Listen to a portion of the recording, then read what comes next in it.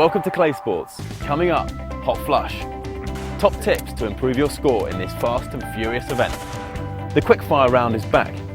This time in the chair, it's Brody Woollard. We have roundup and we have retail therapy. With Father's Day looming, we look at some of the kit that's a must for any shooter. First, with the Olympics just around the corner, I'm off to speak to clay shooting's golden couple. Ed Ling has won a quota place and is hoping to represent Great Britain in men's trap at the Olympics next year. His wife Abby hopes to do the same in women's trap, but shooting is not as easy as they make it look. Earlier, Ed was absolutely right. You've kind of got to embrace those feelings that you have, and it's okay to feel a bit uncomfortable, but once you're on there, it's trusting in the way that you feel and your ability to just do what you enjoy every day. It's terrible, isn't it? Not wanting to lose something that you haven't necessarily already got. Exactly. So we do have 2 quotas. Ed, you've got a quota for trap, and Elena Allen has a quota for women's skeet. It's not enough. No. To be brutally honest, you know, we're just over halfway in the hunt for quotas. So from Baku we've got the Europeans World Cup, and then World Championships, which sort of signs off the hunt for those quotas. So there's going to be 4 more chances for you guys. Well, not for you necessarily, Ed, but where do you think we are? You know, should we be happy with where British shooting is? I think the main key is to turn up to the events and forget completely winning quota places and trying to do that. Just go there and try to win the event, because once you've won the event, the quota places will look after themselves. So I know it sounds easy to do, but the further you try and hunt for a quota place, sometimes the harder it gets. Yeah, I couldn't agree more. So what does it take to get to the Olympics? Rio 2016 is a year away, and the race for quota places is well underway. Ed, you won your quota and shot magnificently, and I would say, well, you may agree or disagree here, the pressure's slightly off. You're able to enjoy your shooting as a result? Yeah, I can certainly turn up to the events and enjoy them with not having the pressure of trying to get that quota place. So in that aspect, absolutely. But at the same time, the pressure's still there because you want to maintain your form, still compete with big guys, and ultimately you've got to maintain your form to secure your place into. Of course, yeah. And because it isn't your not guaranteed place, to be mine. Yeah. Hopefully. How do you find that? Because I struggled with that. You know, you've been out there, you've won the quota. It's in some cases you may argue it's your quota place, but of course for GB and for other countries, it's not your quota place. It's Great Britain's quota place. Yeah, I don't agree with how that is, but that's the way it is. So you've got to deal with that. Winning places to go shooting at the Olympics is a long process. These shooters are battling it out for the first steps towards a place in the GB team for Tokyo 2020. This is the double trap Great Britain selection shoot at Griffin Lloyd Shooting Ground in Wales, and it is going well for Matthew Coward-Holly. Don't know quite how. I don't look at scores, so I'm not too sure who was near me, who not. But I think 28 thereabouts, so I'm happy enough. One silly error and I just missed one. So is that you don't look at scores? Is that superstition? No, it's not. I sometimes do. I sometimes don't. It just depends how I feel. I just haven't today. I haven't paid a great deal of attention. With shooting at this level, is it about the shooting, or is it about the levels of concentration, the kind of zoning in? It's knowing when to turn the level of concentration on is half of the aspect. Being able to switch off once you've come off the line and not think about either what's gone or what's coming, and being able to stand on the line and know what you've got to do, I think is a massive advantage if you're able to do it. And it's a hard thing to be able to do. Yeah. Do you guys get nerves? Yeah, all the time. Absolutely. So if I ran through sort of like a 24-hour competition from the night before, are you already thinking about the competition? Are you able to eat? Depends on the competition as to the level of the nerves. Oh really? Yeah. For me, your average 100 birder is almost like training for me, so that there's no pressure. Okay. But as you get into the selection shoots, the titles, the things that mean more, World Cups, World Championships, that's when the butterflies come. So World Championships last year, you shot 124 as we said earlier. Did you sleep well the night before? I always sleep well. I can sleep anywhere. You learn to when you're travelling the world. Ed can sleep in a tractor quite happily. Yeah. No, sleeping's fine. Eating's fine. It's just the anticipation, the leading up to the morning of once you wake up, you have your breakfast, and then it's on your way to the ground. The butterflies That's when you start. start feeling That's when it feels. Yeah. Yeah, I probably threat about things a week before. So, yeah, and scenarios definitely.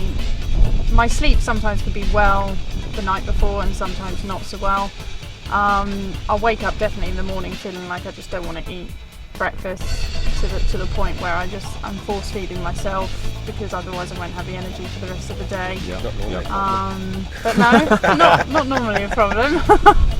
Back to Rio 2016, and Team GB has a long haul ahead of it. We have until the end of September to win a minimum of 4 quota places. The government has put millions into shooting since London 2012, and it wants medals in return. So we talked a bit about Baku earlier. Ed, if you were a betting man, who do you put your money on to win a quota? And you can't pick Abby. Okay, and I obviously can't pick a European person. No. So, it could be one of many. The Spanish, I don't believe, have got theirs yet.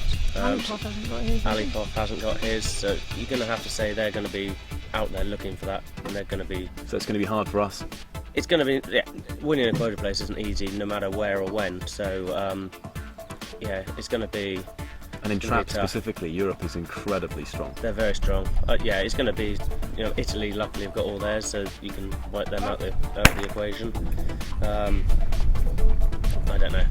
Russia, Spain. Yeah, I don't know. At the end of the day, I think Great Britain's got a big pool of shooters that are capable.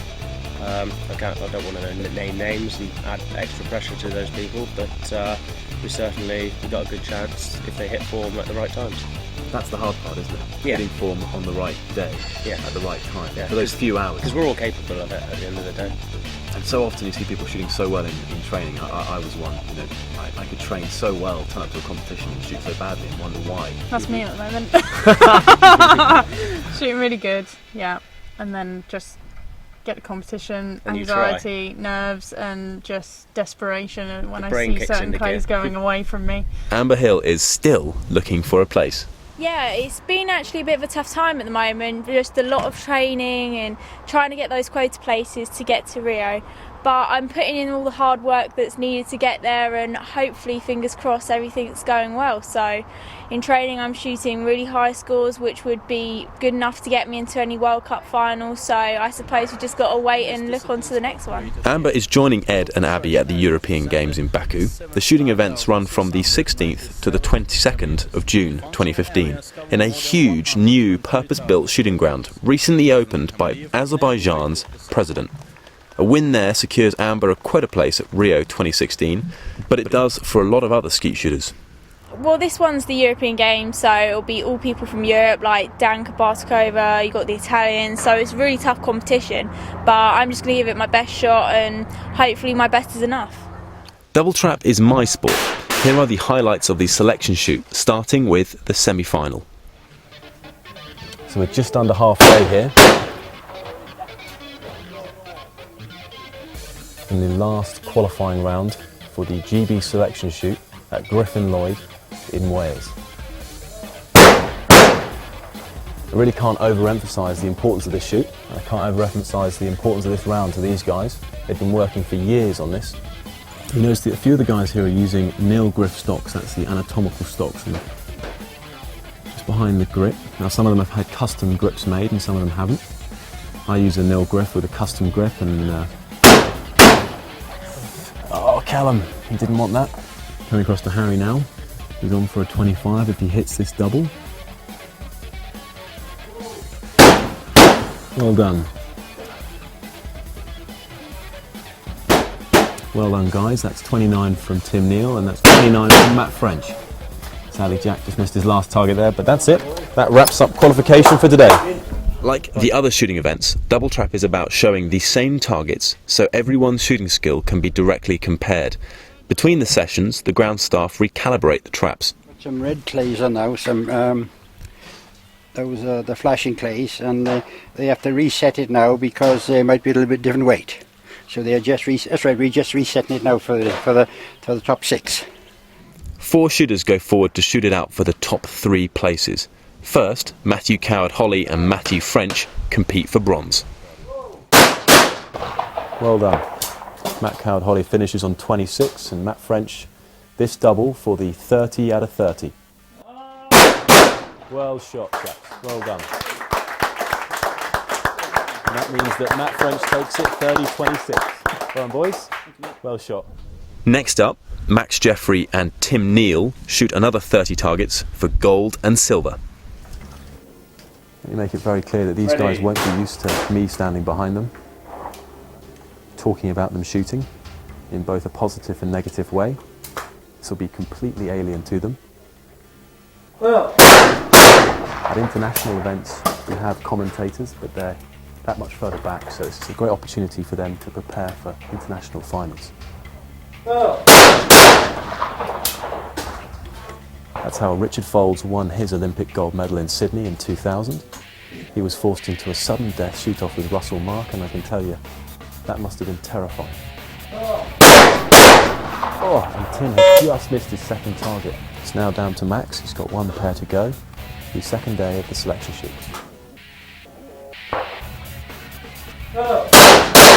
Oh, and he has just missed his second target.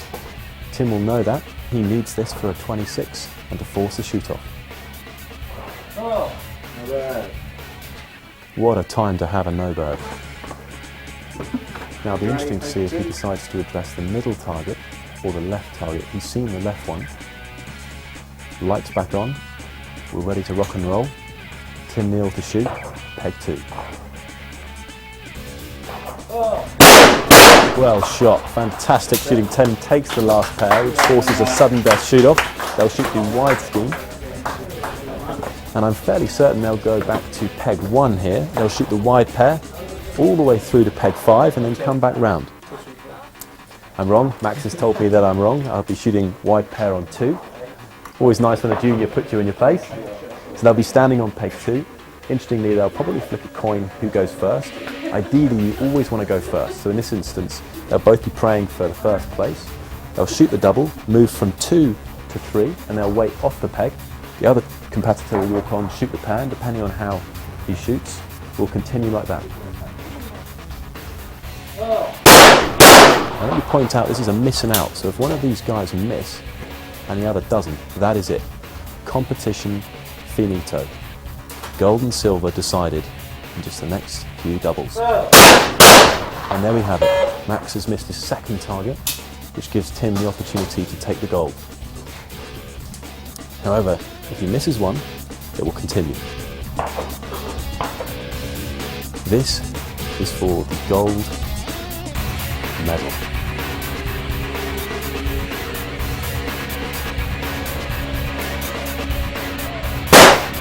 And he's done it. He's taken gold. Tim Neal wins it.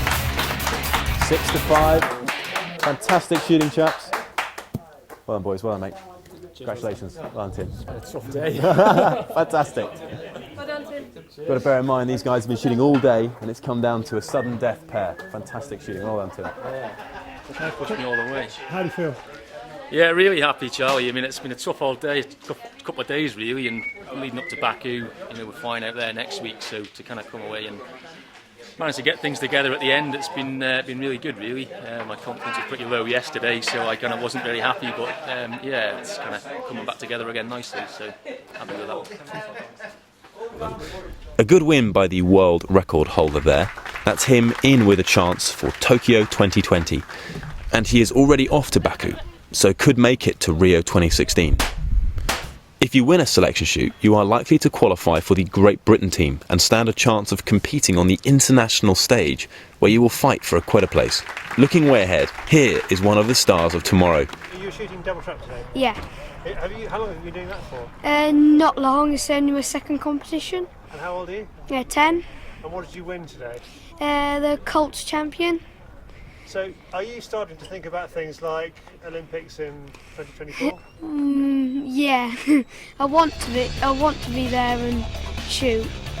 Even Tom has hopes for Tokyo 2020. For the immediate future and the race to get a place at Rio 2016, you can follow our shooters' fortunes at Baku2015.com. I know how hard it is to win a quota place.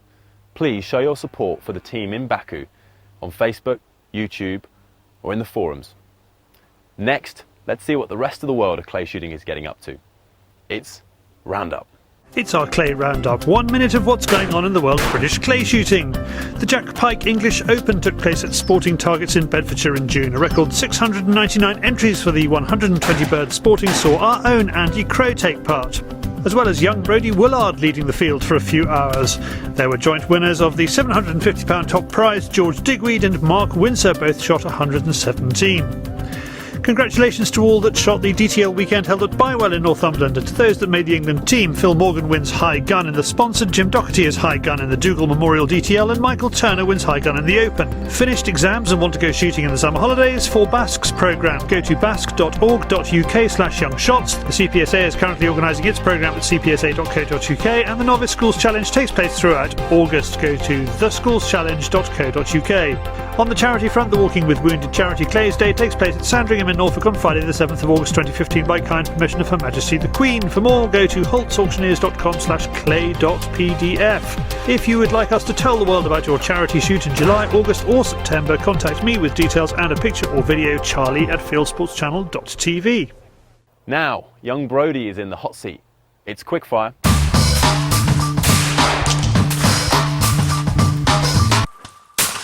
Hi, I'm Brody Woollard. I come second in the World Championships in America. Brody, are you allergic to anything?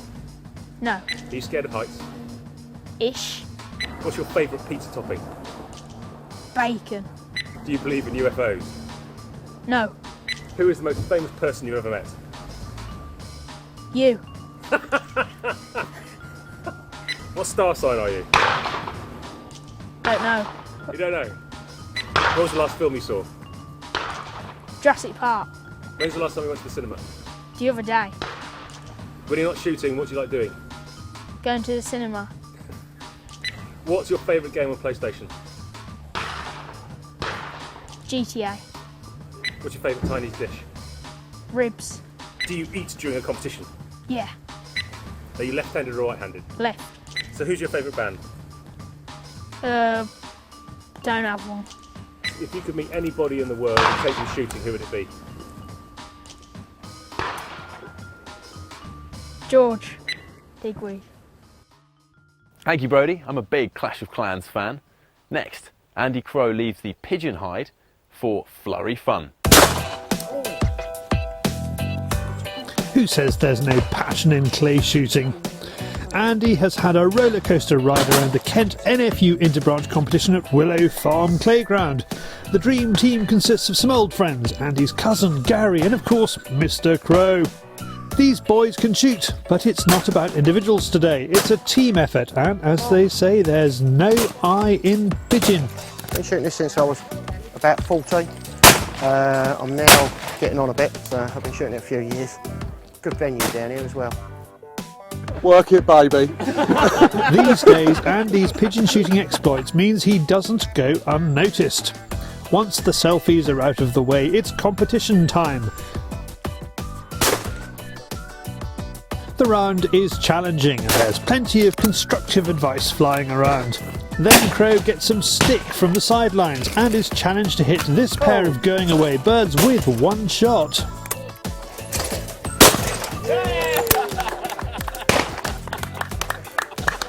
Game ball.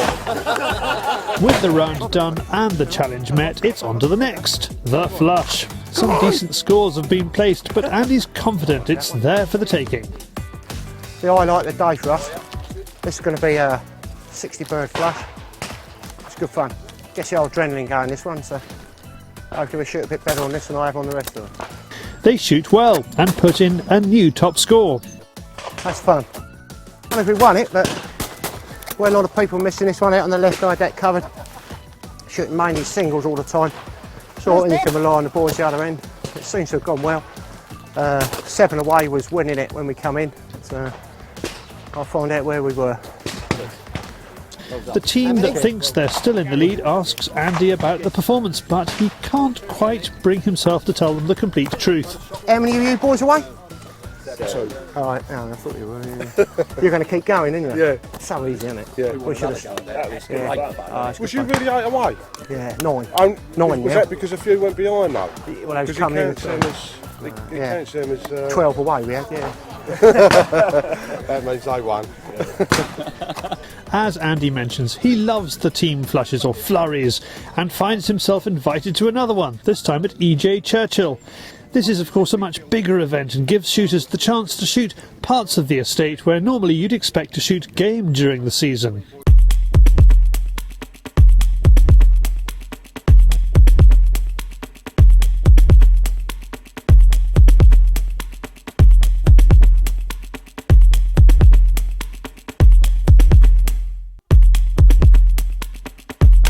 Flush is right in front of Sir Edward Dashwood's family home. So what's the best way to approach an event like this?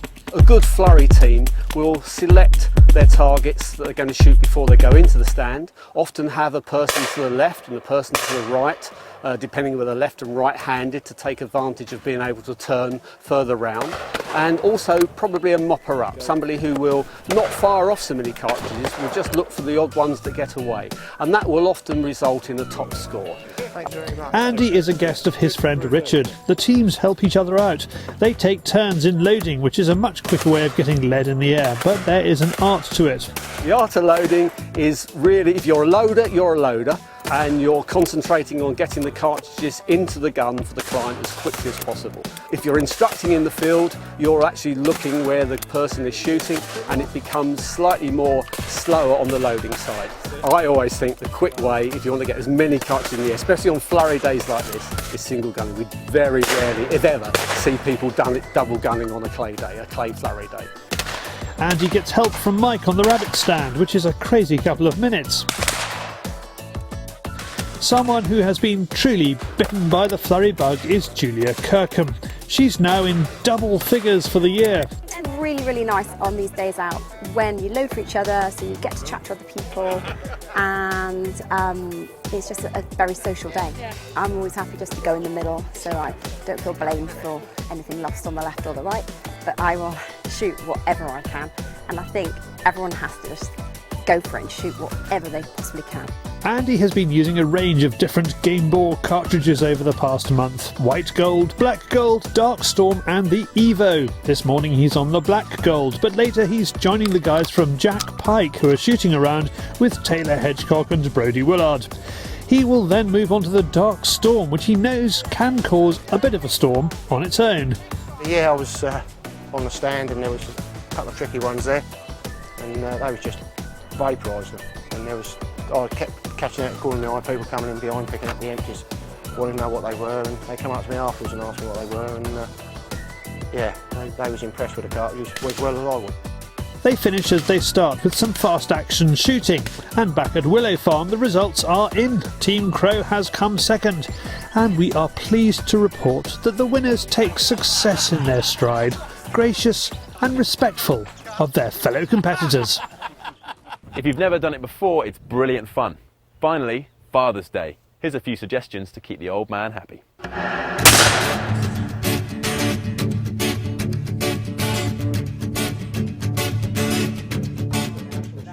Like any sport, there's always the trappings of a nice piece of possibly unnecessary kit. For me, my unnecessary item is the towel that is sewn into my skeet vest that I stole from the Holiday Inn in Dubai. And we do like our brands.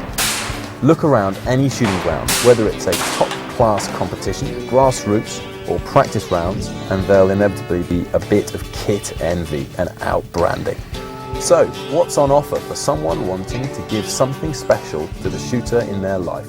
Well, Charlie went on a trolley dash around the shop at EJ Churchill's. Okay, we're coming into the summer months, so I would certainly recommend going for a mesh-backed shooting vest.